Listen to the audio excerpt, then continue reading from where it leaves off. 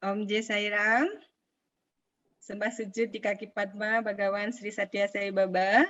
Puji syukur kita panjatkan atas rahmatnya memberikan kita kesempatan pada malam hari ini untuk berjumpa kembali dalam sesi Sairama yang ke-67. Masih dalam suasana Guru Purnima. Jadi cukup lama kita membahas Guru Purnima ya, di mana kita membahas tentang 9 permata sai. Pada malam hari ini kita sudah sampai pada surat yang ke-7, permata yang ke-7. Nah, minggu lalu kita sudah membahas sampai 6 permata. Dan Prof. Suresh Gowin dengan setia, penuh kesabaran, penuh ketekunan, semangat membimbing kita semua. Mari bersama-sama kita sambut Profesor Suresh Gowin. Jai Sairam, Prof. Sairam Ibu. Terima kasih dengan limpah kurnia Bhagawan Baba, kita sekali lagi jumpa di sesi Sairama. Kita sangat-sangat harap bahawa minggu lepas banyak idea yang kita telah cakap, kita sudah mempraktikkan mereka, kita sudah bawa ke dalam kehidupan kita. Mungkin ada siapa-siapa yang ingin berkongsi pengalaman ataupun tanya soalan dan sebagainya, kita boleh bincang. Nah, Sairam, Bapak Ibu seperti biasa, kita diberikan kesempatan untuk memanaskan suasana belajar kita malam ini. Ada yang mau berbagi atau bertanya tentang topik minggu lalu, atau mungkin hal-hal lain perjalanan spiritual kita, sadhana kita selama minggu ini. Silakan Bapak Ibu bertanya apa saja boleh, bebas mau tanya apa saja. Tentu saja sangat senang bila yang ditanyakan adalah berkaitan dengan 9 permata, yaitu permata yang kita bahas minggu lalu, permata ke-6. Boleh Bapak Ibu? Silakan berbagi. Kalau ditunjuk-tunjuk nggak enak. Takut nunjuk-nunjuknya. Ya, silakan Bapak Ibu. Mungkin bagaimana kalau sekali-sekali kita todong Bro Giri ya. Bro Giri, adakah soalan? Ya, Sairam, kebetulan banget ini ada teman saya yang mau nanya, tapi sedikit berbeda di luar topik ya, di luar 9 permata, tapi berkaitan dengan spiritual juga begitu. Jadi teman saya tuh kemarin bertanya pada saya juga bingung gitu ya jawabnya. Dia bertanya begini, saya sering puasa, tetapi puasa yang saya lakukan atau apapun ya, misalkan puasa atau sewa atau sadhana lainnya untuk orang lain, misalnya ada adik saya sakit nih, misalkan adik saya sakit ya, saya puasain dia gitu ya, saya puasain dia sehingga ya istilahnya karma atau pahala dari apa yang saya lakukan itu saya limpahkan kepada adik saya sehingga sehingga ya mungkin bermanfaat untuk karma baik, untuk karmanya dia, seperti itu. Dia juga sering menceritakan tentang tentang pahala itu seperti tabungan kan, seperti itu ya. Jadi saya ibaratnya saya ngasih tabungan ke mereka gitu. itu gimana ya, apakah apa korelasinya, apakah memang itu bisa, apakah karma tersebut bisa nggak ditransfer seperti itu gitu loh. Waduh, saya bingung juga ngejawab. Saya tahu kan, saya jawab sih, tahu saya yang kita berbuat baik pasti kita yang pasti kita yang menerima ya kan. Tapi kalau orang lain melimpahkan itu tuh untuk orang lain, saya bingung juga jawabnya gitu ya. Nah, mungkin di sini bisa, soalnya dia cerita, soalnya kalau saya pernah berdiskusi sama Rinpoche, orang Buddhis gitu ya. Jadi kamu puasakanlah untuk dia seperti siapa aja lah gitu ya. Nah, seperti itu kira-kira. Nah, itu kira-kira gimana, Prof ya, Sarah? Thank you. Yeah. Sairam, terima kasih Bro Giri. Prof Suresh, do you want us to translate to English? Can. No? Okay. Sairam, Bro Joman, silakan poin-poinnya. Okay. Sairam, for example, if we want, can we share our merit? Can we share our good karma to other people? If our friends or our sister, our brother have a suffering, can we share our good merit, good karma to heal them or to give some release them from pain? Is it possible, brother? Thank you. Okay, so apa akan terjadi ialah apabila kita berdoa dan kita berpuasa untuk adik kita, sebenarnya mekanisme yang sebenarnya yang berlaku ialah apabila kita puasa atau buat sesuatu, apa yang berlaku ialah kita sebenarnya tajamkan atau menghaluskan atau memurnikan niat kita. So dulu kita niat kita timbul daripada pemikiran sahaja.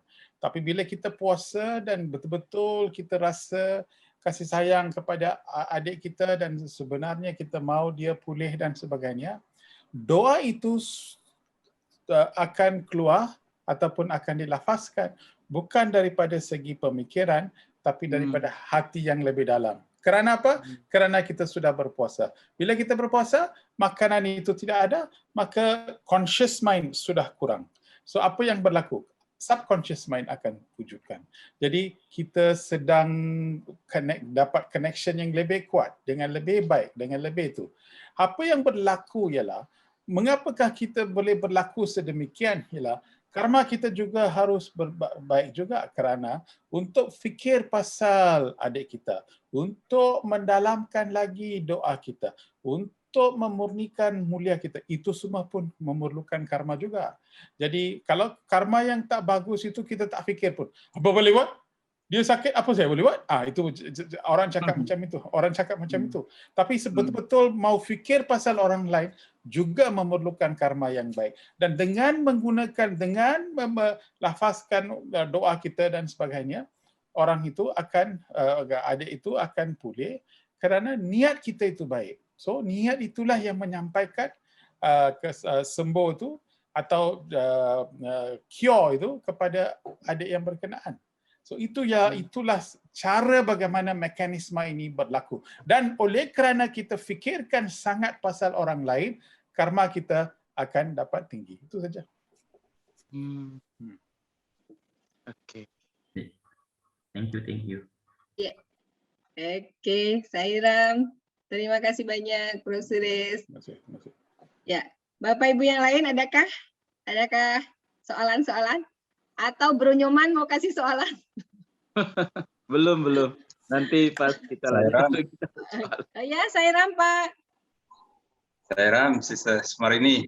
Oh iya, Sairam. Sairam, Prof. Silakan. Ini mau nanya lagi mengenai diskusi kita semalam ya di Study Circle mengenai tadi kebetulan ditanyakan oleh Bro Kiri juga. Di dalam diskusi kita ada muncul pertanyaan, apakah hubungan kita ini kan sekarang dengan malam tahun itu, karma kehidupan kita yang sebelum, itu kan sudah menjadi takdir yang harus kita jalanin di hidup ini.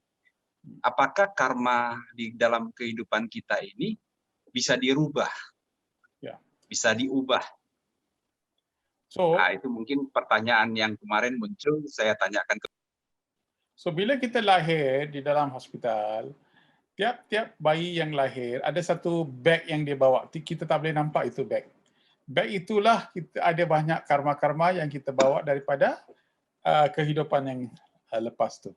So pada tahun-tahun yang bila dia berumur tahun 2, tahun 5, tahun 10 dan 15 dan sebagainya, pada masa yang bertentu, karma itu akan dilaksanakan. Bergantung kepada karma itu, bergantung kepada keadaan, bergantung kepada situasi. Ini dipanggil parabdha karma. Parabdha karma artinya kita bawa daripada kehidupan lain.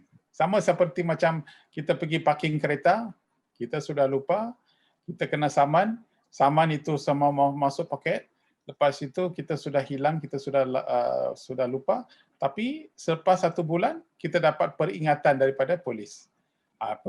Kita lupa, karma yang kita buat itu kita lupa, tapi polis tak lupa. Jadi polis itu bantah kepada kita. Kita cakap, kita kena bayar RM100, sekarang kita kena bayar RM300 pula. Apa pasal saya lupa? Inilah cara bagaimana kita diingatkan pasal karma kita. So ini ialah karma yang kita bawa. Okey, bolehkah karma itu berubah? Boleh. Kalau tidak, karma itu kalau tak boleh ubah, maka kita akan selalu ikat. Tidak, kita diberi peluang untuk menukar karma kita. Cara dengan apa? Itu sebab kita doa kepada suami, kita buat kegiatan-kegiatan, laksanakan segala kegiatan yang baik, buat kerja amal, fikir pasal baik dan sebagainya. Dan ini akan membangkitkan kesedaran untuk menukarkan keadaan kita supaya kita lepas daripada ikatan kita. Yang apa yang ikat. Jadi semua kita tidak boleh cakap ditakdirkan. Takdirkan artinya, how you say in bahasa Indonesia, free will. Karma is destiny, free will how you say. Artinya kita ada pilihan. Kita ada pilihan. Kehendak bebas. Iya. Okay. So artinya kita pergi kereta, kita sudah langgar. Oh, ini sudah ditakdirkan, langgar itu. Tetapi cara kita keluar daripada kereta, cara kita cakap sopan santun dengan orang yang langgar kita, itu ialah kehendak kehendak apa tu? Kehendak bebas kita. Kehendak bebas kita. Itu masa itu, itulah yang kita akan dijudge, ditentukan. Inilah, di situlah, kerana di situ kita ada kehendak kebebasan kita. So kira, apa ni langgar ni siapa? Kita cakap macam tu, marah, langgar, cakap bodoh, perkataan yang tidak sukar itu semua keluar. Artinya kehendak bebas itu kita tidak gunakan dengan baik, dengan kebijaksanaan. So bila kita ada di dalam satu keadaan, di dalam situasi, cara bagaimana kita respon kepada situasi itulah yang akan melahirkan karma baru. So kereta langgar itu ditakdirkan, tapi cara bagaimana kita bagaimana kita menemu karma kita ialah kehendak bebas kita. Itu bergantung kepada kebijaksanaan dan itulah sebab kita memerlukan spiritual kita. Oh, oke. Berarti Prof, kalau itu berarti tandanya kan kita ada effort yang kita lakukan, ada usaha yang kita lakukan untuk sehingga kita bisa merubah, boleh dikatakan merubah takdir atau merubah nasib kita. Ya. Apakah di dalam kehidupan ini kita bisa terima atau kehidupan yang akan datang? Tidak, sekarang. Okey, macam ini. Kita satsang hari-hari Rabu itu ditakdirkan ke kehendak bebas? Free will. Ya, sebab kita ada pilih mau datang ke atau mau datang, itu bergantung kepada kita. Ada orang datang, tapi kita punya kehendak bebas ialah untuk mau belajar, kita mau menekun, kita mau apply, kita mau tukar. Jadi inilah cara bagaimana kita dapat ubah karma kita dengan kesedaran yang lebih tinggi. Dulu mungkin kita tidak faham. Kita fikir bahawa kita pakai putih-putih, kita duduk di bawah center, Saira, Saira, Paramam Pawitram Baba, Vibhuti, kita letak vibhuti, kita lompat di depan tu semua tu. Okey, kita fikir kita spiritual. Mana you pergi? Center. Apa you buat? Doa. Cukupkah? Itu cukuplah. Kita saya bakta itu cukuplah. Kita cakap macam tu. Jadi artinya kita diberi peluang bagaimana kita ingin buat. So seorang banyak kali dia pergi center, tapi kadang-kadang satu hari dia tanya, apa pasal saya datang center? Mengapa saya datang sini? Apakah yang saya harus belajar? Di manakah saya akan pergi selepas meninggal? Jadi soalan-soalan seperti itu keluar. So mengapa soalan itu keluar? Sebab kesedaran sudah jadi tinggi. Jadi dengan lebih kesedaran, maka kita akan dapat lebih soalan. Dan dalam soalan itu kita cuba cari jawapan. Dan bila kita dapat jawapan, kita akan ingat, kita akan keluar daripada ikatan kita. Bila kita langsung 100 keluar daripada ikatan, orang cakap ini moksha. Itu saja. Prof, kalau kita ini diskusi semalam itu, kalau kita ketemu dengan avatar di dalam kehidupan ini, itu karena account kita yang dulu ya, Prof? Ya, yang begitu baik sekali, yang begitu baik sekali, yang bank account kita begitu besar sekali sehingga kan kita dapat bukan saja peluang, tapi kita sudah kenal Baba, kita sudah bukan saja kenal seorang guru, tapi guru itu sudah menjadi Tuhan, sampai mau ikut, sampai mau ambil kesempatan untuk berada di dalam organisasi, mau tolong orang, itu semua ialah karma kita, karma yang begitu baik sekali. Oleh kerana karma itu yang baik sekali, karma yang baik sekalilah yang memberikan kita kesedaran. Ini satu lagi. So bila karma itu baik dan bila kita buat semua itu, tiba-tiba kita mesti jaga. Apa itu kita mesti jaga? Kita mesti jaga ego kita. Kerana ego itu macam ular, masih selalu bersama dengan kita. Itu sebab kepala Shiva itu ada ular. Tengok. Akhirnya kita mau sampai ke Tuhan, tetapi itu pun Tuhan bagi tahu, jaga ini ular, ada you dengan you saja. So jadi bila saya cakap sekarang, saya betul-betul saya bagi tahu. Oh ada 56 orang dengar di sini, saya minggu-minggu saya datang, saya besar saya. So kalau saya sudah dapat keinginan seperti itu, maka masa itulah ular saya keluar. Tengok. Dia. Ya, so bila ular itu sudah keluar, maka bila saya cakap dengan niat yang tidak murni, dengan niat dan sebagainya, maka karma saya akan turun. Itu saja. Jadi karma baik kita boleh cipta, karma tak baik kita juga boleh cipta. Dengan apakah kehendak bebas yang kita ada itu, cara bagaimanakah kita gunakan kehendak bebas itu untuk cakap buruk pasal orang lain, untuk memusnahkan orang lain, untuk mengasut orang lain dan cakap macam itu. Jadi kita akan meningkatkan lagi karma kita. Iya. Terima kasih, Prof. Ya, ini dalam sekali. Terima kasih banyak, Prof. Suresh. Jadi kembali ke diri kita sendiri, bagaimana kita bijaksana menggunakan free will yang Tuhan berikan untuk kita, sehingga kita bisa mengubah nasib kita, gitu ya, Prof? Ya, nasib kita di tangan kita. So, banyak, oh Tuhan, mengapakah kita ditakdirkan macam ini Tuhan? Kita boleh menangis, tapi segala apa yang berlaku kepada kehidupan kita ialah apa yang kita sudah terima. Tetapi kalau kita ada anugerah Tuhan, kita boleh menenangi masalah kita dan kita boleh mengatasi masalah kita dan mewujudkan satu jalan yang baik untuk masa depan. So, pikiran untuk memikirkan seperti itu, kita mesti dapat ketenangan dalam hati. Kita mesti buat meditasi, kita macam tu. So, artinya inilah cara bagaimana kita boleh spiritualize our life. Oke, silakan Bro Nyoman. Okay, thank you, Prof. The next question, Prof. So means the free will is with us. Jadi kehendak bebas itu sama bersama dengan kita ya. So jadi kalau ada satu hal yang terjadi, maka yang terpenting itulah how we respond. Jadi bagaimana cara kita meresponnya berarti ya. Ya betul. Jawapan apakah yang kita akan tulis dalam kertas peperiksaan kita? Itu saja. So tiap-tiap saat kita mesti anggap bahawa kita dalam bilik peperiksaan. So bila dalam bilik peperiksaan kita tidak tahu soalan jenis apa yang keluar. So masa itu kalau soalan sudah keluar, cara bagaimanakah kita harus jawab soalan ini, kita mesti dapat daripada fahaman spiritual kita, daripada ajaran Swami Sathya Sai Baba, dan masa itu kita tulis. Tiba-tiba ada orang, dia tak tulis, dia tengok orang lain. Nyontek. Dia tengok orang lain, dia copy. So bila dia copy, dia fikir, kalau ada orang nak pergi ke mana-mana, biarlah dia pergi. Buat apa kita mau pergi juga? Itu okay. You nak buat satu pilihan, you pergi sendiri. Tidak ada masalah. Jadi mengapakah kita harus ikut orang itu? Sebab bila saya meninggal pun, dia tidak akan datang bersama saya. Ya, bila saya meninggal, hanya satu orang sahaja yang akan datang. Tuhan sahaja akan datang ataupun suami sahaja yang datang.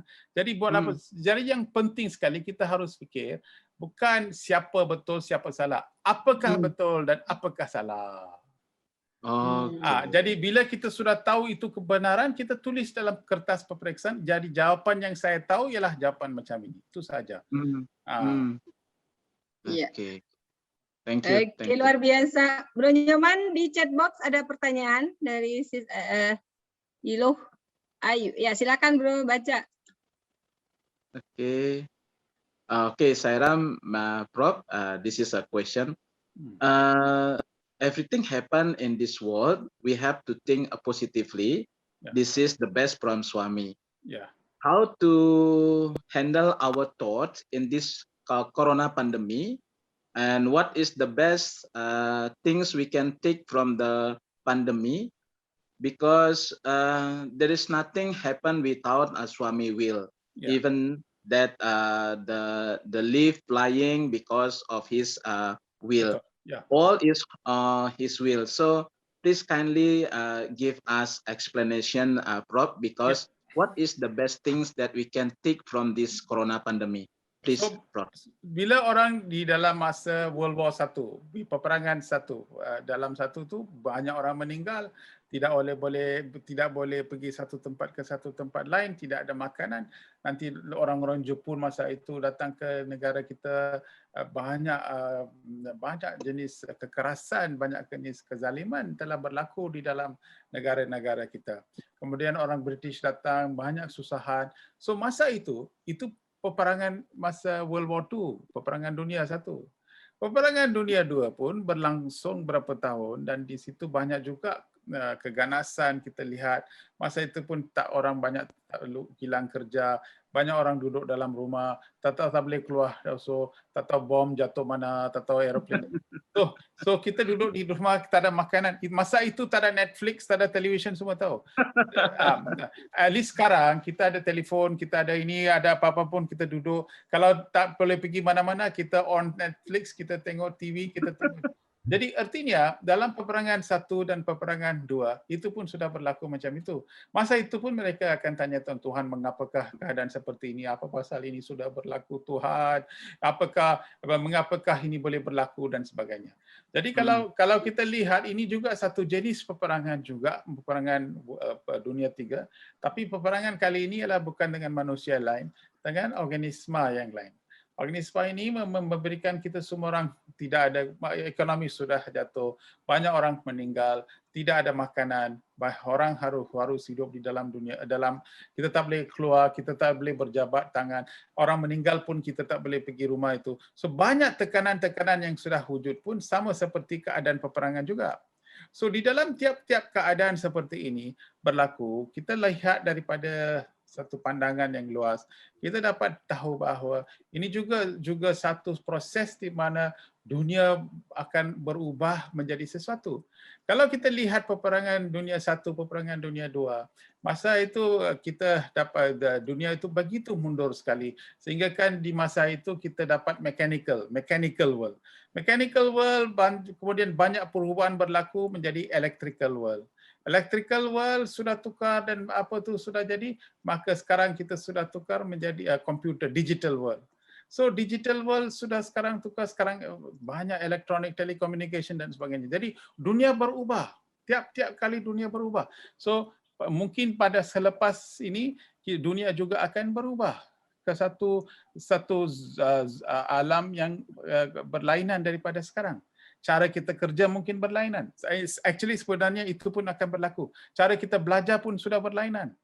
Sekarang cara kita berinteraksi pun berlainan. Artinya ini mungkin satu keadaan semula jadi untuk memberikan kita satu persiapan untuk menghadapi dunia yang baru.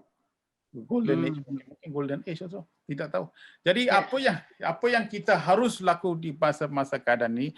Oh dunia, oh Tuhan, saya di dalam kapal yang besar. Oh Tuhan, saya akan berlayar dan sampai ke di tempat Tuhan berada itu. Tapi sekarang saya nampak itu ombak bergolorah dengan begitu tinggi sekali. Oh Tuhan, mengapakah ombak itu begitu tinggi dan sebagainya. Kita tidak boleh cakap pasal itu sebab laut itu pun cipta Tuhan juga. Cara ombak itu kita tidak tentukan. Tetapi apa yang kita boleh tentukan ialah kapal kita ada stabil ke tak stabil. Kapal kita kuat ke tak kuat. Kapal kita ala tuju itu baguskah tak bagus, itu sahaja yang kita. Tapi ombak itu besar dan ombak itu kecil itu kita tidak ada kuasa untuk kontrol, untuk mempengaruhi. Jadi pikiran yang bagus ialah saya jaga kapal saya jaga orang-orang di kapal saya dan saya belayar. Tapi oh Bhagawan, bagilah saya kerajinan dan ketekunan untuk belayar sampai ke sana. Itu saja. Berarti Prof, ini juga termasuk cara kita merespon berarti lagi kembali ya. Ya, inilah cara Oh. bagaimana. Lepas keadaan semua sudah okey, dunia akan pulih balik dan kita sudah siap untuk menghadapi dunia yang baru. Oke. Thank you Prof. Thank you. Di masa Oke. corona, kita dipaksa untuk beradaptasi dengan situasi yang baru nanti ya. Dengan corona kita akan meningkatkan karuna kita.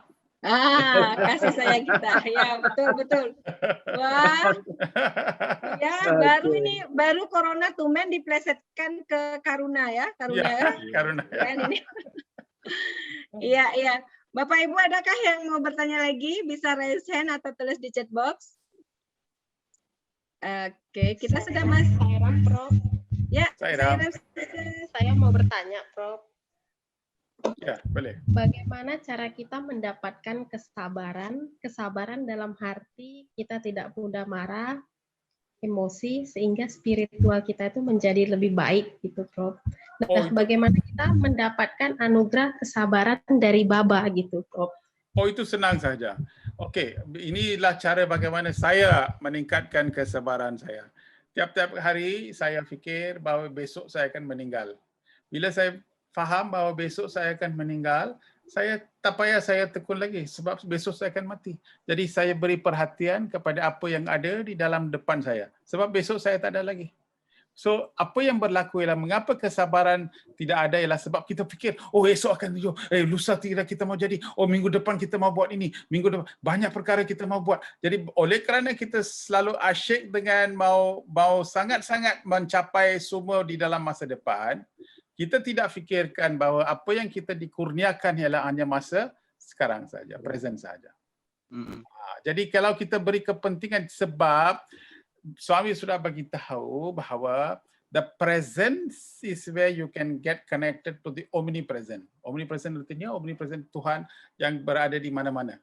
So sampai mau tanya mau connect kepada Tuhan ialah apa yang kita buat sekarang, kita harus beri kepentingan dan sebagainya. Inilah masa yang saya ada. So kalau ada makanan, makanlah dengan sabar. Makanan itu kita buat. Mindfulness. Thankful lah, mindfulness ya. Kalau kita nak tengok televisyen, tengoklah televisyen dengan bagus, baik.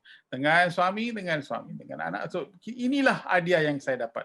Hadiah yang saya itu sebab kita panggil present. Birthday you pergi. Wah, Nyoman, you datang rumah saya hari jadi, you tak bawa apa-apa present ke untuk saya. Artinya tak bawa hadiah. So itu present ialah gift, hadiah. So present, so the greatest present you can give is to be in the presence. Once you be in the present is the greatest present. Jadi itu kepercayaan yang kita mesti ada. Kalau sudah ada itu kepercayaan, langsung tidak kisah pasal apa, esok apa akan jadi. Hari ini apa yang kita harus buat, kita buat. Itu saja. Hiduplah betul-betul saat ini. Ya, itu saja. Ya, wah, keren sekali. The core is the patient is a grace of God, or we can train the patient so we can get it into our life? Yeah, because if we start, sebab kalau kita tidak ada kesabaran, kita tak boleh buat meditasi. Buat meditasi ialah sesi di mana kita mesti sabar. Kalau tanpa kesabaran, artinya dalam spiritual, orang yang tak sabar, kita duduk bhajan, kita ada Gopala Radha Lola Murali Lola Nandalal. Jadi bila kita nyanyi saja, kita boleh gambarkan Krishna. Kita boleh tahu senyuman Krishna. Kita boleh lihat badan biru yang Krishna. Kita boleh lihat badan kecil tu. Jadi kita boleh nampak, kita boleh lihat, kita boleh bermesra, kita boleh berbahagia dengan Krishna. Jadi sambil kita nyanyikan lagu itu, kita juga boleh menghayati Krishna. Itu artinya you are in the present. Okay. Itu saja. Tapi banyak orang bila dia nyanyi Gopala, apa khabar? Sudah baru masuk. Siapakah? You duduk depan. Lada Lola, Murali Lola, Nandala. Tengok tiba-tiba masa Gopala. Banyak action kita buat, banyak fikiran yang kita ada itu artinya di dalam sesi lagu itu kita tidak berminat ataupun kita tidak beradat pada masa itu. Hmm. So spiritual itu yang Baba ajar kita. Bila kita pergi Puttaparthi, Prasanthi Nilayam, bila kita pergi sana, kita duduk di itu, apa yang you boleh bawa, tak boleh bawa buku kan. Pukul 5 kita bangun, pukul 4 kita bangun, kita masuk, kita duduk sampai pukul 9, 7, 4-5 jam. Kemudian petang pun kita duduk 4-5 jam, duduk saja, tidak buat apa-apa. Jadi apa yang Baba ajar kepada kita? Kesabaran. Kerana dengan kesabaran itu sahajalah kita boleh dapat restu Tuhan. So ini training untuk kita. Berapa jam kita duduk. Jadi bila kita boleh duduk sana, kita bawa balik ke sini, kita di sini pun mesti dapat mengalami keadaan yang sama. Jadi Prasanthi Nilayam artinya kita bawa balik ke rumah, balik ke hati. Di sini inilah itulah keadaan yang kita harus dalam tu. Iya. Mestinya seperti itu ya, Prof. Kadang-kadang kadang-kadang lewat gerbang Prasanthi Nilayam udah langsung kembali ke kebiasaan lama. Tidak apa tu? Kita harapkan apa yang kita dapatkan di Prasanthi Nilayam, kita begitu sabar, begitu tenang, very peaceful. Kita harapkan kita bisa bawa sampai rumah, tapi kenyataannya begitu kita keluar gerbang Prasanthi, kita sudah mulai seperti sebab bila kita bawa balik ke rumah, kita mesti hantar orang lain di rumah ke Prasanthi, baru kita boleh dapat Prasanthi.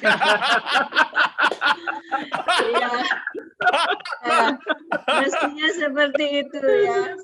So artinya di dalam keluarga kita banyak keadaan yang mungkin tidak betul atau tidak baik. Tetapi apa yang kita bawa daripada Prasanthi Nilayam ialah Prasanthi yang kita harus mengalami dan menghayati Prasanthi di dalam hati itu. Itulah sebenarnya meditasi yang tinggi. Orang tidak faham bahawa apabila kita sudah tua, okey nanti sekarang kita ada tenaga, kita boleh lari sini, lari sana. Nanti kita 80 tahun, 70 tahun, 80 tahun kita sudah tua, tak boleh gerak banyak, apa yang kita akan buat? Kaki saya tak boleh jalan sekarang. Mengapa kita mengadu banyak? Just duduk di satu tempat, tutup mata. Okey, sekarang buat meditasi. Kita boleh connect balik kepada Tuhan.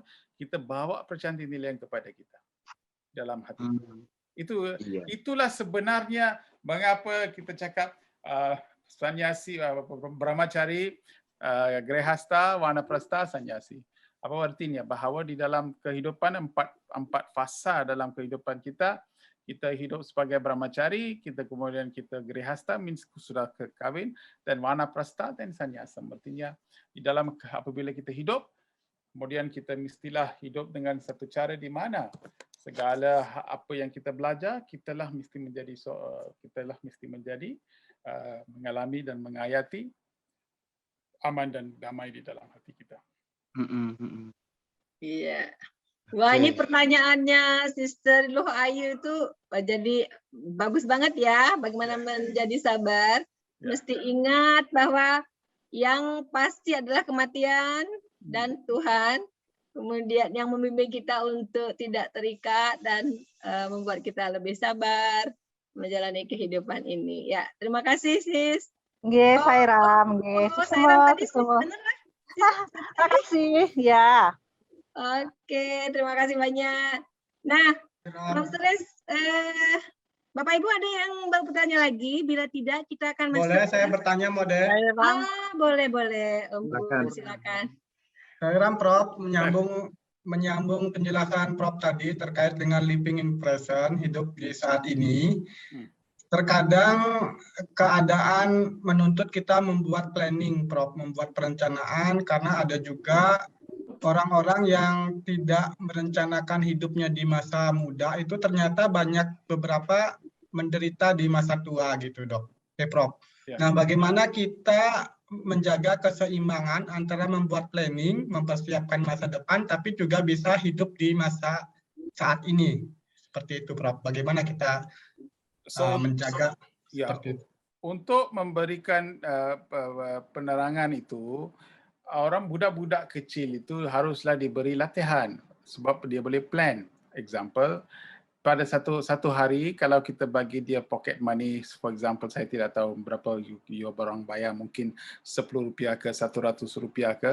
Bila kita bayar di RM100, cara bagaimana dia belanja untuk satu hari dan kemudian satu minggu, kita mesti berduduk dengan anak kita, saya sudah bagi you RM100 satu hari, sudah 7 hari, so artinya RM700 kita sudah dapat, yang belanja berapa. Jadi artinya kita menolong anak kita itu merancangkan plan tu. Inilah cara bagaimana kita boleh merangkakan plan supaya dia akan fikir pasal masa depan.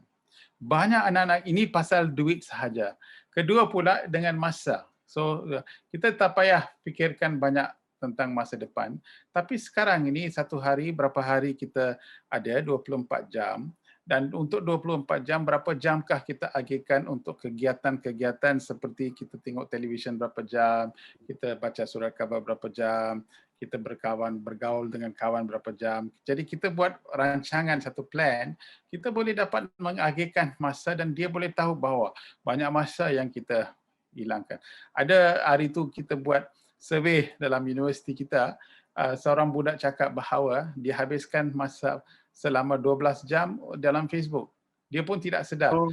Sampai kita tanya, dia cakap, saya makan 12 jam. So jadi kita pun hairan, macam mana dia boleh habiskan masa yang begitu banyak sekali. Dia pun tidak sedar. Jadi banyak perkara yang dengan tidak sedar, budak itu sedang hidup dalam hidupan dia pun tidak sedar berapa masa yang dia buang.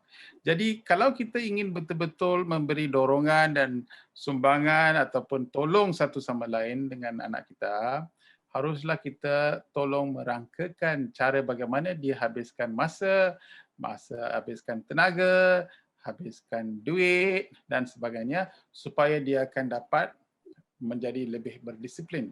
Seorang yang lebih berdisiplin selalu akan berfikir pasal masa depan dia. Jadi daripada kecil lagi dia akan dapat tanam bahawa masa depan itu penting dan saya juga harus buat segala apa yang ada pada sekarang ini untuk masa depan. Orang yang tidak fikirkan pasal masa depan, itu sebab ini adalah satu perbezaan kita dengan anjing ataupun kucing ataupun binatang.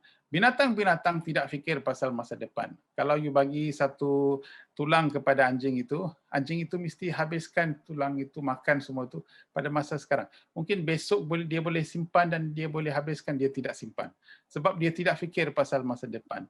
Jadi untuk binatang tidak ada masa depan. Hanya satu spesies sahaja di dunia ini yang fikirkan pasal masa depan ialah manusia. Kita sajalah yang boleh merangkakan masa depan kita. Tetapi itu ialah satu latihan yang kita harus fikir dan latihan itu datang daripada kesedaran bahawa kita bukan pokok, kita bukan tumbuhan, kita bukan haiwan, tapi kita ialah manusia yang dapat merangkakan masa depan kita. Prof, kadang-kadang seperti ini, jadi ketika kita merencanakan masa depan kita, if we plan our future, pertanyaan mungkin adalah bagaimana caranya kita bisa menjalani hari-hari sekarang dengan penuh perhatian, full with attention, tapi kita nggak worry dengan masa depan, Prof. Ya, yang penting sekali kita harus plan, tapi kita tidak cakap bahawa you have to worry. Yang penting sekali ialah bila kita belajar sekarang, apa yang kita ada pada masa sekarang, kita just be happy about it. So masa depan itu kita akan buat. Adakah kita fikirkan bahawa bila kita ambil satsang ini 1,5 tahun dulu, bahawa kita akan habiskan 1 tahun, kemudian kita ada perayaan untuk 1 tahun, kita tidak plan. Langsung kita tidak ada plan. Tapi apa yang kita ambil ialah masa apa yang kita buat pada masa itu, kita just happy and enjoy. The process takes place. So apa-apa yang kita buat, kita mesti enjoy, bukan kita worry about it. We don't. That worry is something that itu bukan satu habit yang bagus. Banyak orang worry ke masa depan kita, terutama besok pun kita tidak tahu ada hidup ke tak ada hidup. Apa pasal you fikir pasal minggu lepas. Sebab Ya. macam itu yang satu orang wanita lah, ibu yang datang Profesor Desember 2012, kita dengar bahawa dunia itu sudah habis pada tahun 2012 kan, 2012 December 31st itu last day di dunia ini. Apakah akan terjadi nanti? Semua akan habis, semua akan hancur. Saya sudah baca itu internet dan sebagainya. Dia datang begitu risau, dia bagi tahu pada saya. So saya tanya pada dia, you risau ini, mengapa you risau? Saya pun takutlah. Okay. Kalau dunia akan hancur, kalau you satu orang sahaja akan hidup, that one you must worry lah. Itu masalah. Ya. Kalau itu memang kalau semua hancur, you satu orang saja hidup, itu kita kena worry dulu. Bila dunia hancur, you pun akan hancur juga. Jadi sampai Disember 30 tu, hiduplah dengan bahagia, dengan mesra. Apa pasal you fikir pasal satu itu, apa akan terjadi apa you. Jadi sebab banyak orang tidak tahu hidup happy lah. Itu sebab masalah kita sekarang. People forgot to be happy. That's the masalah. Selalu fikir, selalu renung, selalu fikir, selalu ini. Jadi bila kita selalu seperti ini, kita tidak akan dapatkan fikiran yang tenang untuk buat meditasi dan sebagainya. Jadi untuk kegiatan spiritual, kita tidak mempunyai daya pemikiran yang begitu baik sekali, sehingga kan kita tidak akan dapat melampaui batasan yang kita itu kan hari itu kan kita lihat dalam, bila kita sudah lampaui, then we get oneness. Yes. Jadi, so we have enjoy and happy with the present. Present, itu saja. Itulah spiritual. Itulah, tidak ada lagi. Tidak ada erti lagi. Om Swaha, Om Swaha, Om Swaha. Okey, itu bagus. Tetapi mengapa kita buat seperti itu? Untuk melatihkan pemikiran kita untuk tenang. Untuk memberikan kita lebih kesabaran. Untuk mendapatkan lebih kemuliaan dalam pemikiran kita. Itu sahaja yang itu sebab mengapa kita buat semua kerja itu. Tetapi bila kita buat semua itu dan kemudian kita tidak tahu memikir atau bertenang atau jadi apa arti itu kegunaan itu? Waste ya. Itu sebab kita mesti gunakan teknologi itu hanya digunakan untuk kita maju depan. Kita duduk dalam kereta, kita press accelerator, banyak bunyi, banyak smoke, banyak asap semua keluar. Tapi kereta tak ada gerak sebab gear tak pakai.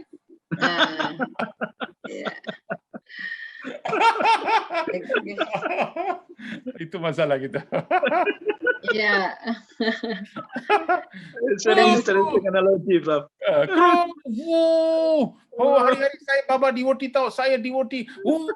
Asap keluar, asap bunyi. Saya devotee, saya bakta. Apa pasal banyak bunyi, kereta tak ada gear? Oh, maaflah, gear tak pakai. Jadi satsang ini kita pakai gear kita ya. Ya, satsang ini ialah untuk memberi kesedaran supaya kita mesti pakai gear itu supaya segala kegiatan apa-apa yang kita buat kita boleh dapat fahaman yang lebih dalam supaya kita boleh dibawa ke satu alam yang lebih mulia dan tinggi supaya kita boleh dapat dengan oneness. And be happy. Be happy lah, itu saja. Be happy at the present moment. That's it. Sairam bro, silakan. Iya, ini saya mau lanjutkan pertanyaan tadi ini sangat menarik. Ya. Kalau kita merancang masa depan, lalu kita punya effort untuk melaksanakan apa yang sudah kita rancang, lalu ya seperti suami ajarkan, hasilnya letakkan di kaki suami supaya kita jangan terikat. Praktekkan wairakya, jangan terikat dengan hasil, jangan terikat dengan hasil. Betul. Namun dalam perjalanan ini kadang-kadang kita bisa terjebak di dalam antara puas dengan tidak puas. Terkadang kita ada timbul satisfaction atau tidak satisfaction. Ini apakah seperti suami mengatakan, kalau kamu banyak keinginan juga nggak baik. Ya. Itu walaupun itu keinginan yang baik ya, juga kurang baik. Jadi bagaimana menjaga keseimbangan batin kita untuk kita effort kita itu jangan sampai terjebak kepada ketidakpuasan tadi.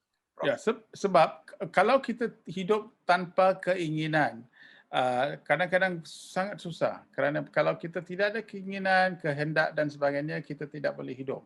So di dalam kehidupan kita mesti ada keinginan. Itu sebab dharma, artha, kama, moksha. Dharma, artha, kama, moksha. Artinya kama artinya kita mesti ada keinginan. Tetapi keinginan untuk apa? Untuk moksha. Untuk benda-benda yang mulia, yang tinggi.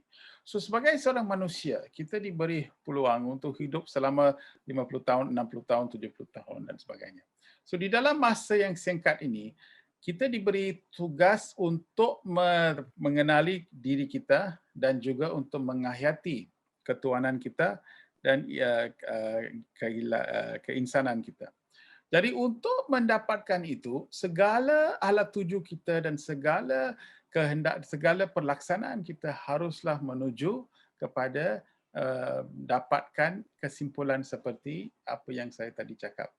So dengan pemikiran seperti ini dan keinginan seperti ini, apa yang kita mau di dalam kehidupan itu, kita mesti tanya, adakah ini yang kita buat ni, adakah suami akan suka? Adakah ini yang kalau bapa berada bersama dengan kita, adakah suami akan suka kepada ini? Kalau saya mau sesuatu ini, inikah yang saya mau dapatkan? Jadi segala keinginan itu, kalau kita sangat-sangat soalkan keinginan itu dengan kehendak Tuhan, maka keinginan itu akan menjadi lebih murni, lebih baik. Inilah cara bagaimana kita refine niat kita. Refine, niat kita ialah perempuan itu cantik. Okey. Wah, cantik perempuan. Okey. Keinginan sekarang, maukah itu perempuan? Jadi, okey, kalau suami adakah dia akan tegur saya kah ataupun dia restu saya?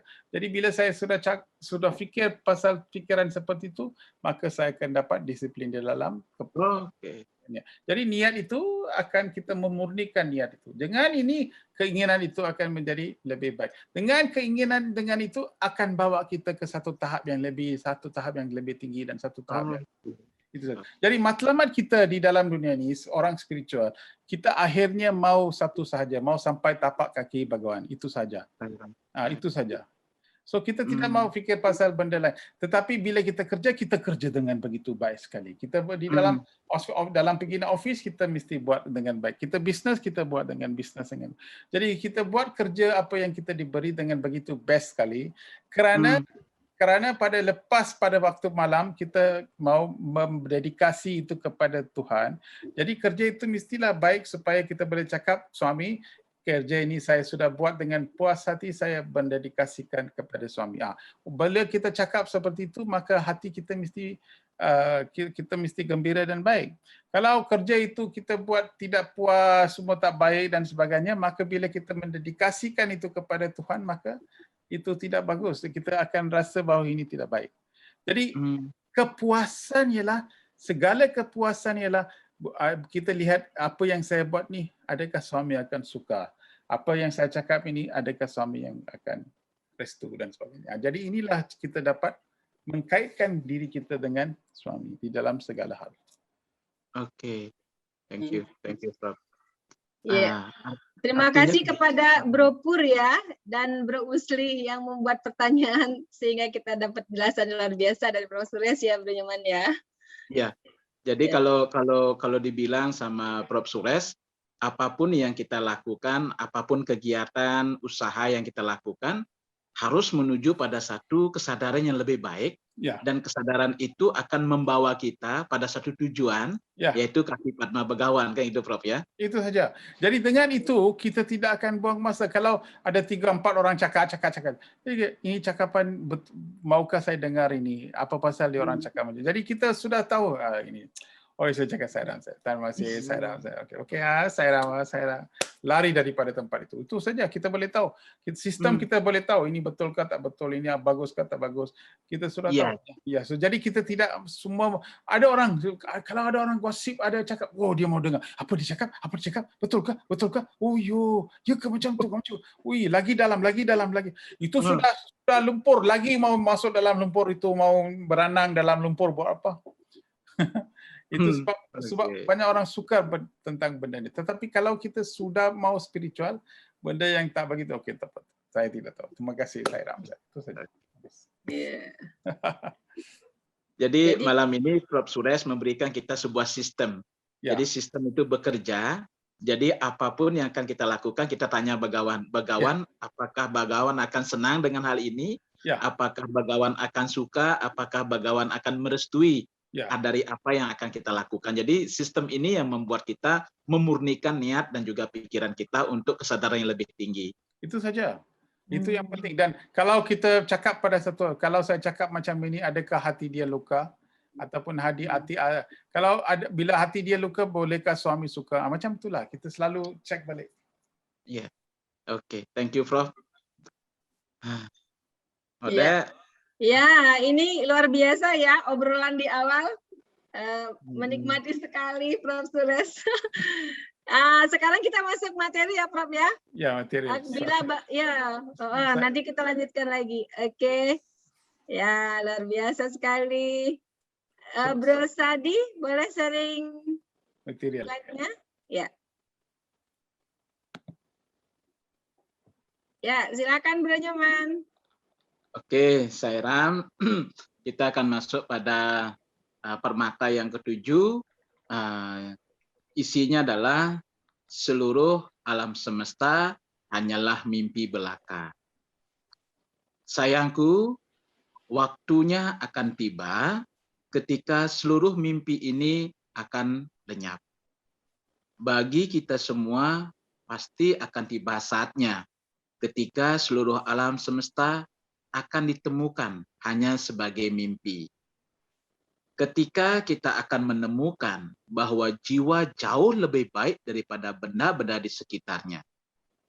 Dalam perjuangan melalui apa yang kita sebut dengan lingkungan ini, akan tiba saatnya ketika kita akan menemukan bahwa lingkungan ini hampir nol dibandingkan dengan kekuatan jiwa.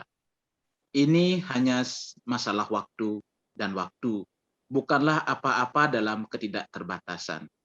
Ini adalah setetes air di lautan. Kita bisa menunggu dan tenang dengan berkah. Wejangan dari Bagawan Sairam. Okay. So, daripada surat ini, apakah idea-idea yang kita boleh dapat? Oke. Ini kalau menurut saya, kita sedang dibangunkan oleh Begawan. Kita diminta bangun, jangan bermimpi, bangunlah, wake up, kayak gitu, Prof. Suresh. Okey, ya betul. Tapi apa dia punya sebenarnya dia punya tu? Sebab kita suami bagi tahu, sayangnya waktunya akan tiba kalau seluruh dalam mimpi ini akan jalan lenyap. Artinya bila kita tidur waktu malam, tiba-tiba ada satu singa yang mengejar kita. Lepas kita bangun, singa itu tidak ada lagi. Kita tidak payah pergi ke zoo negara ataupun mana-mana cari itu singa ataupun melaporkan ada singa di ronda dan sebagainya. Kita tidak buat apa-apa bila kita bangun. Bila kita bangun, itu mimpi sudah lenyap. Tetapi Bhagawan bagi tahu bahawa bila di dalam alam ini kita ada keluarga, kita ada ini, kita ada semua, kita ada kerja dan sebagainya. Tetapi ada pada satu masa, semua apa yang kita ada itu akan diibaratkan sebagai satu mimpi juga bila kita sudah bangun daripada keadaan kita. Itu yang penting sekali. Jadi apa yang kita ada, ini real. Oh, dia jahat betul, dia mau garis sini dia, okey kita gaduh dan sebagainya. Tapi bila kita mau meninggal, masa itu kita tidak ada tenaga untuk gaduh pun. Kita pun tidak akan mungkin lupa. Jadi segala apa yang berlaku, kita akan nampak macam ini semua ialah satu mimpi saja. Ketika kita akan menemukan bahawa jiwa jauh lebih baik daripada benda-benda di sekitarnya. Akhirnya, apa-apa keutamaan yang kita beri, apa-apa kepentingan yang kita beri, akhirnya kita juga akan disedar bahawa diri kita sahajalah yang ada di dalam dunia ini. Kalau diri saya ada, dunia ada. Kalau diri saya tak ada, dunia tak ada. Kalau so artinya untuk 62 orang yang berdengar di sini, kita ada 62 dunia di sini, 62 jenis perhubungan, jenis keluarga, jenis pengalaman.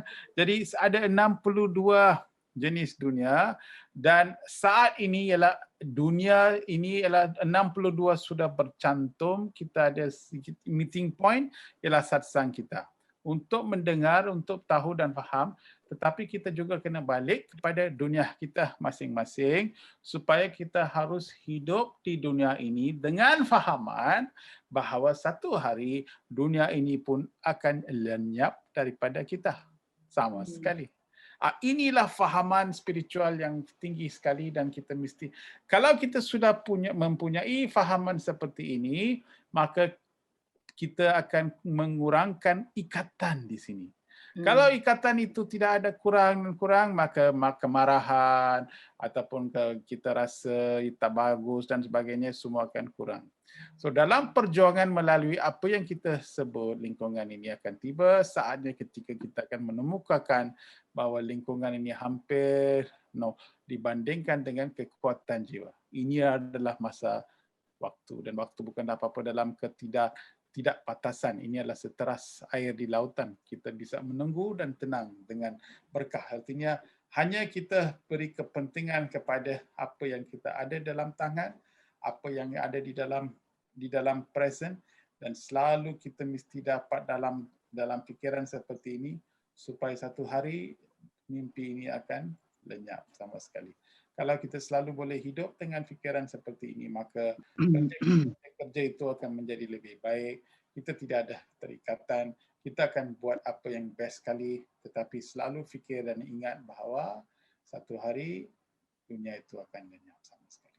Jadi buat apa saya mesti kerja, tapi saya tidak mau kerja sampai ikat sangat terlalu dengan emosi dan sebagainya. Saya akan hidup dengan bahagia dan mesra. Inilah cara kita hidup spiritual.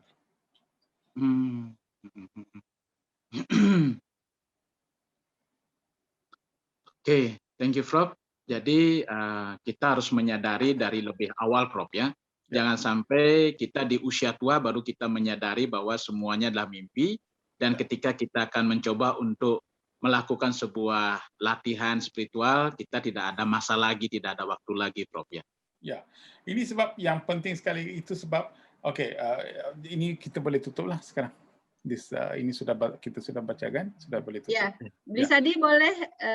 Ya. Okey. Ya. Jadi apa yang penting sekali, kita harus, kan ada satu anak datang, bapa itu hari jadi anak itu, so dia pergi beli satu aeroplane, satu toy ya. Mainan untuk anak dia. So dia bawa, anak, mari anak tengok, oh papa terima kasih, happy birthday, dia bawa itu aeroplane.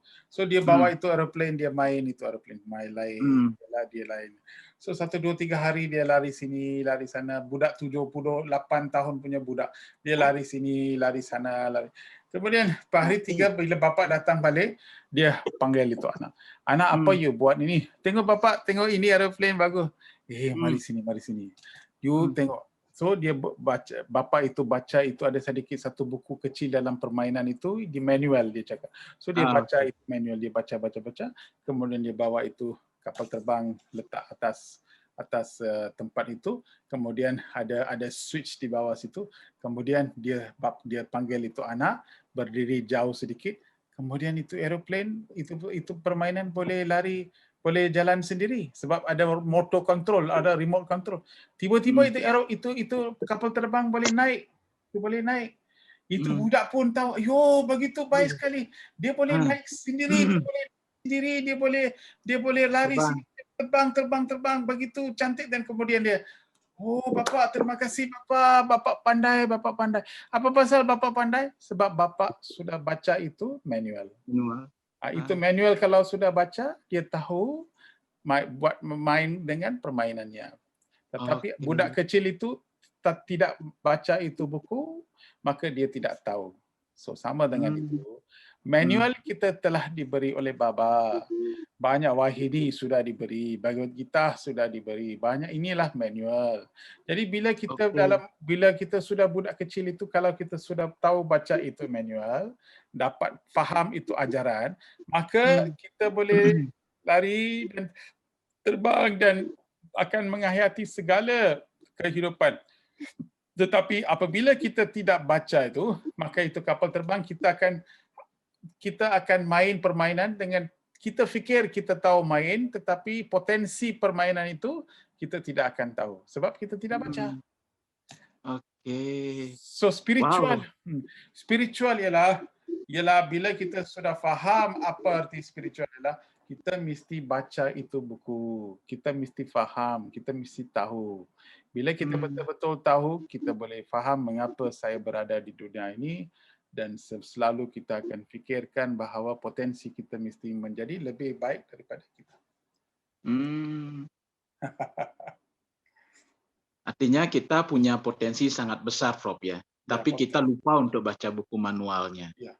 Potensi kita terlalu besar, tetapi kita hanya buat kita makan, kita minum, kita balik, kita kerja, kita hidup, kita tidur, kita itu saja. Binatang pun sama juga. Kita binatang makan, kita hidup, kita. So potensi yang begitu banyak sekali, kita buat apa yang sama dengan binatang, artinya buat apa kita hidup sebagai seorang manusia. Inilah sebab Bapa cakap Atma Sarupa Lara, Divya Atma Sarupa, sebab dia panggil kita bahawa di dalam kita ada Atma. Atma itulah yang besar. Sedarkanlah diri, bangunlah diri daripada tidur. Bangunlah tidur. Bila kita selalu tidur, kita tidak boleh relasikan. Bangunlah daripada tidur kita supaya kita faham dan tahu bahawa kita sebenarnya ialah Atma. Dan hiduplah di dunia ini sebagai seorang Atma. Oke. Thank you. Jadi kalau ada pertanyaan dari yang lain berkaitan dengan apa yang disampaikan tadi, boleh di-share ya. Ya, silakan Bapak Ibu. Dalam sekali penjelasan Prof. Suresh ya. Jika ada yang mau bertanya, persilakan. Wah, ini gimana nih Bro Nyoman? ini kayaknya sudah mulai merenungkan apa yang yang disampaikan Prof. Suresh. Jadi bahwa buku-buku manual itu, there are so many kinds of manual spiritual book that Swami given to us. Ya. Bila kita pergi rumah, kita ada satu, kita nampak, oh mari duduk, apa khabar, dia panggil kita.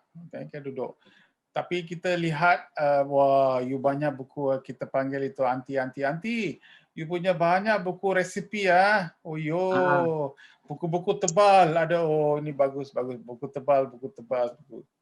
Begitu baik sekali. Yo, so you baca. Ya, saya baca itu resipi book. Ini resipi daripada Itali, daripada Jepun, dari banyak negara. Tengok ada banyak. Wah, 10, 20, 30 jilid. Oh yo, anti. Bagus lah. Bagus. Kemudian dia suruh kita makan. Bila kita pergi makan, dia dapat beli makanan daripada luar. Dan saya tanya, "Aunty, you ada resipi book banyak, apa pasal you beli daripada luar?" "Oh, saya tak tahu masak." So buat apa itu resipi book, buat apa? So artinya itu resipi book hanya dalam buku library saja. So artinya kita harus baca itu buku, kita mesti faham waktu, dan kemudian kita masuk ke dapur, kita kena masakkan itu dan bawa itu masakan di luar, baru kita boleh dapat menterjemahkan apa yang ada dalam buku itu kepada meja. Tetapi buku yang kita baca, Wahini semua kita baca, kita just baca, oh Swami cakap ini, Swami cakap, Swami bagi tahu ini, Swami, ini Bapa cakap, mengapa? Okey, dia tidak tahu ini ialah sebenarnya resipi. Bapa tulis buku-buku semua resipi untuk kita hidup bahagia. Tetapi kalau kita tidak baca satu dan kita tidak mau mempraktikkan, bagaimanakah kita boleh dapatkan hasrat ataupun niat Bhagawan kepada kehidupan kita? Itulah soalan yang kita mesti tanya. Ya, hari-hari kita mesti tanya. Satu hari sudah habis, besok daripada mana? Satu hari lagi, ayo suami, satu hari selagi sudah habis. Mengapakah saya belum lagi sedar diri saya, Bhagwan? Kalau mau risau, ini saya bagi tahu. Kalau ada orang banyak mau risau kan? Ya, saya risau pada keluarga, saya risau pada anak. Okay. Kalau betul-betul mau risau, risaukan ini satu saja. Suami satu hari sudah habis, satu malam sudah habis. Mengapakah hari ini habis tanpa saya sedar, Baba? Bilakah saya akan dapat kesedaran untuk faham? Bilakah saya sedar saya atma? Risau seperti ini, tak ada masalah. Jadi pengecualian. Risau satu hal. risau, buat risau. Ya, ini risau seperti ini, risau baik. Sebab inilah yang akan memberikan kita lebih ini. Nah, itu dia. Iya. Kenapa kita belum mencapai meningkat kesadaran kita, ya? Boleh bahkan you have to risau about this. Ya. Harus. Ya. Kalau mau betul-betul risau macam ini, betul lebih baik, lebih bagus. Iya. Kenapa saya sudah ikut Sairama 67 kali, saya masih marah-marah sama orang, Tapi saya tak, yang 67 orang, 70 orang yang sudah ikut sesi seperti lama ini, saya pun faham dan tahu bahawa memang ada, hari itu pun kita sudah buat analisa dan sebagainya, memang mesti ada kebaikan dan sebagainya. Mesti ada progression, mesti. Dan mereka kalau tidak sukar untuk datang balik untuk bersama dengan kita. Sukar. Ini sebabnya Atma itu sudah mau dengar, mau datang, mau belajar. So jadi artinya kita sudah di dalam satu sistem yang begitu baik sekali. So tidak ada masalah. Dan yang sekarang ialah kita mesti mendalamkan lagi. Mendalamkan lagi supaya dalam meditasi kita mesti dapat faham, happiness kita mesti meningkatkan, kesedaran kita mesti meningkat. Macam itu. Supaya kita boleh faham dan satu hari dunia ini akan lenyap. Bila kita bangun, dunia ini akan lenyap. Prof. Ya. Prof. Sairam, Bro, silakan.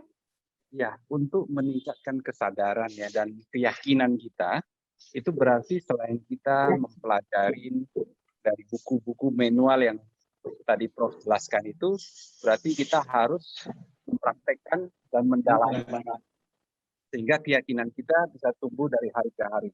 Ya, so satu ialah baca buku itu, kemudian dapat faham apa buku itu, apa yang dikatakan itu, kemudian kita mesti mempraktikkan di dalam kehidupan harian, kemudian pengalaman yang kita bawa daripada apa yang kita faham dan tahu, itulah yang kita harus masuk ke dalam sanubari kita.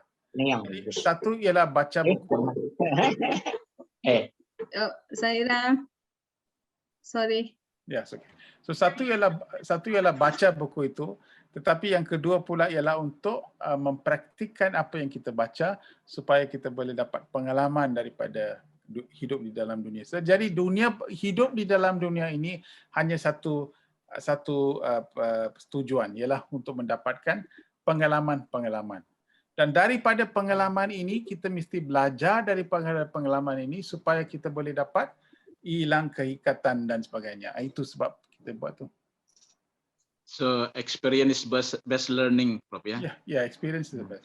Yeah. Jadi pengalaman spiritual itu yang akan membawa kita meningkatkan kesadaran kita. Ya. Jadi intinya apapun resepnya harus dicoba, baru kita bisa rasakan. Ya. Baru kita bisa share ke orang lain, ini loh, kenapa? Karena kita sudah coba dan rasakan. Ya, betul. Oke. Thank you, Prof. Thank you. Oke, kira-kira ada pertanyaan dari yang lain? Dipersilakan. Berkaitan dengan buku manual, berkaitan dengan resep kehidupan, berkaitan dengan bagaimana kita mempraktekkan dalam kehidupan sehari-hari kita. Tapi kadang-kadang, ya, Sairam. Boleh bertanya? Oh iya, Blisadi, silakan. Iya, dunia yang ada sekarang ini kan sangat kuat sekali pengaruhnya ya. Saya berpikir masih akan sulit buat saya untuk merubah persepsi agar bahwa dunia ini hanya mimpi gitu. Bagaimanakah metode dan praktiknya, Prof, agar kita dapat segera memahami bahwa dunia ini sebenarnya hanya mimpi gitu. Terus terang kalau saat ini saya belum di level pemahaman seperti itu, Sairam. Ya, so artinya bila kita sudah faham dalam meditasi kita ataupun dalam bhajan kita buat tu, kita betul-betul boleh rasa keindahan kita kebahagiaan kita itu, maka pengalaman itu kita tidak akan hilang, kita tidak akan lupa. Maka jadi bila kita sudah terlalu terharu dengan pengalaman kita di dalam, kita sudah faham bila dibandingkan dengan dunia di luar, pengalaman dalamlah yang sejati, yang kekal, yang akan selalu bersama dengan kita. Maka kita akan hilang keminatan kita di dalam dunia ini dan kita akan meningkatkan dalam itu dengan lebih baik. Baba bagi satu contoh yang begitu baik sekali. Kalau anak itu pegang itu pisau dan dia cakap pisau dengan tajam itu, seorang ibu akan datang dan ibu akan cakap, tengok anak, tengok ini tak mau ini kah, mau ini kah. So anak itu akan akan jatuhkan pen itu dan pisau itu dan ambil itu telefon. Jadi kita mesti memberikan sesuatu yang lebih tinggi supaya kita dapat hilang pegang kepada yang rendah. So apakah yang lebih tinggi yang kita boleh bawa? So apakah yang kita boleh berikan kepada orang supaya kita boleh menggantikan apa yang mereka pegang? Itu yang penting sekali. Jadi idealisme yang tinggi, suami yang kita cinta dan sebagainya, maka kalau kita selalu pegang kepada itu dan buat meditasi kita dengan lebih tekun dan sebagainya, maka kita akan hilang keikatan kita dalam dunia ini. Slowly kita akan lepaskan. Jadi kita akan pergi kerja, kita akan buat kerja itu. Tapi kita akan dedikasi, kita akan buat kerja dengan baik. Tetapi kita tidak cemburu, kita tidak akan gaduh dan sebagainya. Sebab kita lebih pentingkan apa? Nyaman kita, kenyaman yang keindahan itu dalam kita. Inilah cara kita hidup spiritual. Sairam. Luar biasa, terima kasih Prof. Sangat jelas nih. Jadi pelan-pelan ya. Ya. Pelan-pelan meningkatkan kesadaran kita. Ya. Jadi tugas kita adalah bagaimana bisa merasakan kebahagiaan yang benar-benar bahagia, sehingga kesenangan yang sementara itu bisa kita pelan-pelan lepaskan, Prof. Lepaskan, ya. Kita tak payah takut, kita tidak payah lepaskan. Itu sendiri akan lepas daripada kita. Automatically, ya. Automatically. Kita tidak payah fikirkan, oh ini kita kena lepas, itu kena lepas, tak payah. Itu akan tiba-tiba kita tidak ada minat lagi. Oh, I see. Tiba-tiba kita ada tidak no interest. Tengah itu. Tapi sekarang kita tahu ya. Dulu kita suka makan daging semua, tapi sekarang kita mau sayur. Jadi artinya kita sudah hilang. Oh saya mau daging. Oh kita mesti pergi itu restoran. Oh makan itu pergi. Oh kita tidak makan. Kalau apa-apa makan kita makan saja. Cukup tak apalah. It's okay, no problem. Macam tu. Iya, saya ingat pengalaman Prof. Suresh belajar Bhagavad Gita langsung muntah makan daging. Ya. Itu betul. Jadi tanpa usaha keras otomatis bisa menjadi seperti itu ya. Ya, itu memang itu satu pengalaman yang saya tak boleh lupa. Saya tulis itu Sanskrit. Bila saya tulis Sanskrit, ibu saya panggil. Saya masih ingat, ibu saya panggil, saya makan kurma, ayam kurma, saya masih dengar. Ayam kurma saya makan, lepas balik basuh tangan semua, saya tulis balik ke Om Gam Ganapati Namaha, Om Gam Ganapati Namaha, saya tulis itu Sanskrit tahu, saya belajar. Saya tulis Sanskrit ya. Muntah. Segala muntah. Semua muntah. Saya fikir, apa pasal saya pun tidak tahu. Tapi lepas daripada pengalaman itu, sekaligus saya hilang keinginan untuk makan daging. Kalau tidak dulu, 30 tahun sebelum itu, saya mesti ada, tiap-tiap hari mesti ada daging, mesti makan. Jadi artinya kita tidak payah pentingkan ini semua. Yang penting sekali kita mesti tekun untuk spiritual. Itu akan hilang. Segala itu akan hilang. Iya. Luar biasa. Barangkali Bro Nyoman juga punya pengalaman luar biasa ya, automatically kehilangan sifat buruk setelah ikut Bhagawan. Ya. Uh, kalau pengalaman sih yang kita rasakan, kalau dulunya suka memberikan komentar tentang apapun yang terjadi atau bagaimana orang lain. It's like to give a comment. So this is why not like this one, why not like that one. So tapi setelah kita memahami, muncullah satu kesadaran no comment. Ya. Ya, artinya apapun yang terjadi itulah kehendak dan itulah yang harus terjadi dan semuanya itu baik bagi setiap orang gitu. itu Jadi saja. sudah mulai nggak memberikan komen lagi sekarang. Seperti itu dia kayaknya. Betul. Macam itulah. Sekarang kita sudah faham bahwa ini adalah semua ombak. Jadi kita tahu berenang di dalam laut cukup. Kita tak payah ini ombak besar, ini ombak kecil. Iya, betul. Lebih berdamai jadinya. Ya, itu saja. Sebab daripada surat itu kita faham pada satu hari. Tetapi kita boleh fikir macam tu pun. Setiap kali saya pun fikir, kalau kita hidup dan satu hari kita meninggal dan kita lihat diri kita di dalam kotak keranda ya. So kita dalam dan sekeliling ada orang di situ. Okey, masa itu siapa akan masa. So bila kita sudah faham benda itu, kita akan terus hilang keterikatan kita. Kita terus akan, inilah kehidupan. Sekejap sahaja saya akan hidup. So lebih baik saya buat apa yang saya boleh buat dengan baik dan sebagainya. Jadi kita akan dapat hala tuju yang lebih baik. Dan kita boleh habiskan kerja kita dengan baik dan sebagainya. Itu cara bagaimana kita boleh spiritualize kita punya kehidupan lah. And then lagi satu, kita tidak payah banding, rumah dia besar, ini rumah kecil. Okey, semua itu tidak menjadi penting. Benda-benda seperti ini tidak menjadi satu hal. Orang cakap, Profesor you bodoh. Ya betul, saya bodoh. Nasib baik bagi tahu saya satu orang saja tahu.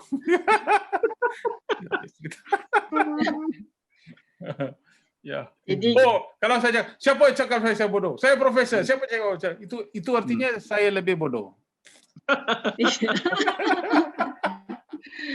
terus kita bilang belum tahu ya siapa saya. Wah. Itu dia.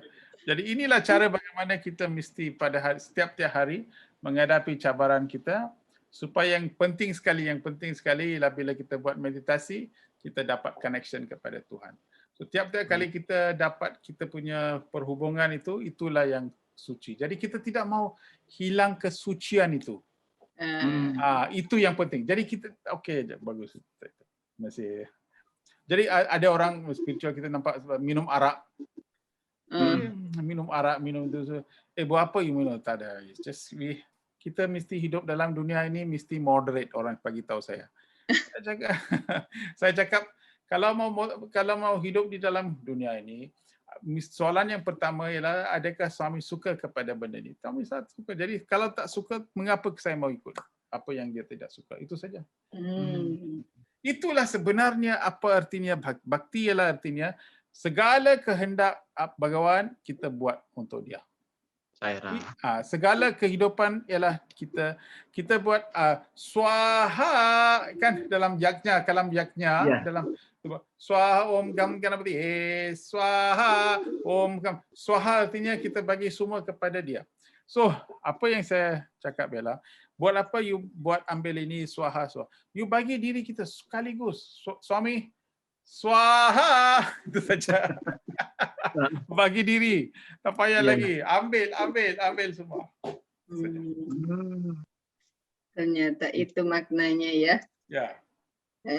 Okay. So, the essence of bhakti is how we offer ourselves in our thought, our word, and our deed to Swami, and how to please Swami. How to please. That means, kalau dia cakap sesuatu, ikut saja.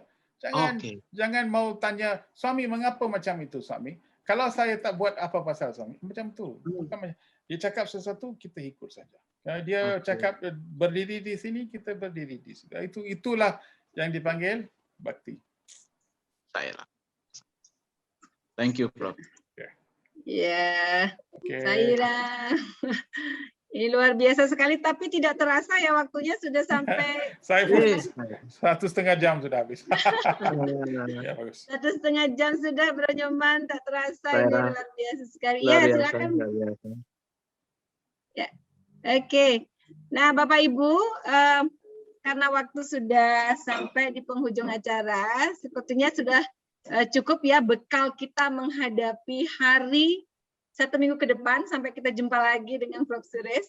Hari ini renungannya dalam sekali, begitu banyak pesan yang telah beliau sampaikan. Tidak usah kita uraikan satu persatu karena semuanya clear banget. Semoga kita bisa terapkan apa yang Prof. Suresh sampaikan tadi, karena yang terpenting di antara semua resep baik yang kita baca maupun yang kita dengar, yang terpenting adalah kita bisa terapkan agar nantinya kita bisa rasakan, kemudian kita bisa share ke orang lain setelah kita praktekkan. Karena tidak boleh katanya mempraktekkan sesuatu yang kita sendiri tidak praktekkan. Ini tantangan ya, Bro Nyoman ya. Dan luar biasa sekali, ini acara jadi meriah karena ada Bro Nyoman ya. Yeay, nanti mesti hadir tiap minggu ya, kalau tidak kita denda. Ya, kalau sudah berfaedah, 1 orang mesti bawa 2 orang lagi lah. Ya. So sekarang ini 62 orang. So kita kena tiap orang bawa 2 sudah dapat 180 orang. Kita ini kalau betul-betul ada makna dan arti, kita mesti bawa kawan kita. Tak payah mereka percaya kepada suami pun tidak. It's okay. Just bawa dia dengar.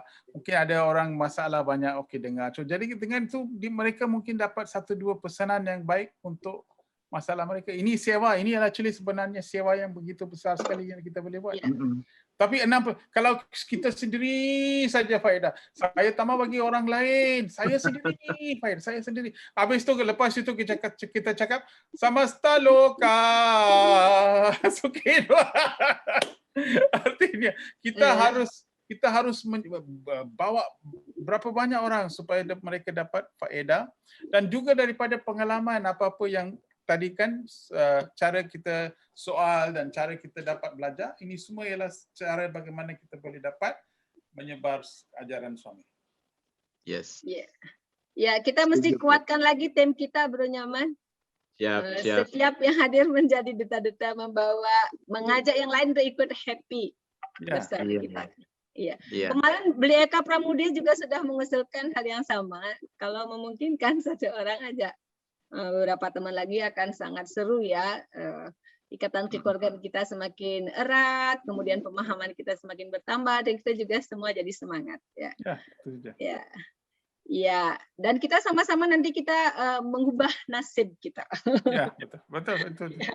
Ya, bersama-sama, jangan sendiri ya. Oke, Prof. Suresh, terima kasih banyak sekali, Bro Nyoman, terima kasih banyak, dan Bapak Ibu semuanya, salam cinta, salam merdeka untuk kita semua. Ya. Salam merdeka. Oke, karena sudah waktu, kita akan akhiri sesi kita yang ke-67 malam ini. Kita panjatkan syukur kehadirat Pagawan. Kita tutup dengan hening sejenak dan doa samasta loka sukino bhavantu. Om samasta loka sukino bhavantu. Samasta loka sukino bhavantu. Samasta loka sukino bhavantu. Om Santi, Santi, Santi. Thank you so much, Prof. Suresh. Thank you. Yeah, see you next week, Saira. Ya, semua mengucapkan terima kasih ke Prof. Suresh. Semoga sehat selalu. Oke, Bapak Ibu, bila berkenan, mohon sejenak lagi bersama Bro Giri, ada beberapa pengumuman yang akan disampaikan. Silakan Bro Giri, Sairam. Om Sairam, terima kasih. Mohon waktu sebentar saja untuk menyampaikan beberapa informasi yang masuk ke sekretariat dan SSGI. Namun sebelumnya, Tentu saja kami, saya Studi Group Indonesia, mengucapkan Dirgahayu Republik Indonesia ke-76, Indonesia tangguh, Indonesia tumbuh. Semoga Begawan senantiasa memberikan kedamaian, kebahagiaan bagi bangsa kita, dan tentunya merdeka dari yang saat ini kita hadapi, yaitu pandemi COVID-19 ke depannya. Sairam. Sebelum kita panjatkan doa, ada beberapa hal. Ya, ini ada beberapa, bukan beberapa ada 2 orang saudara kita yang telah meninggalkan kita. Kita sebentar lagi akan mendoakan bersama. Yang pertama yaitu Ibu Nimade Rai Ari dari Tolai yang telah meninggalkan kita hari ini tadi ya. Dan di Rumah Sakit Sanglah kita mendoakan semoga beliau senantiasa dituntun oleh Begawan dalam berkat perjalanan beliau sekarang. Yang kedua ada Bro Satya yang aktif juga sewadal kita dari Nusa Dua, telah meninggalkan kita hari ini juga karena COVID-19. Kita mendoakan mereka berdua, semoga Begawan terus menuntun dan keluarga yang tinggalkan juga diberkati oleh Begawan. Ya, tentu saja kita mendoakan untuk bangsa kita Indonesia seperti yang tadi kita omongkan ya. Semoga senantiasa diberikan berkat yang berlimpah untuk kedepannya selalu jaya dan merdeka dari semua penderitaan termasuk COVID-19 ini. Mari kita mencantikkan Karam dan berkonsentrasi saudara-saudara kita yang juga masih berjuang melawan COVID. Serta juga beberapa ada yang memang berjuang untuk sembuh, dan termasuk 2 orang saudara kita yang telah meninggalkan kita. Mari mencantikkan Karam 3 kali dan berkonsentrasi untuk mereka. Om. Om. Om.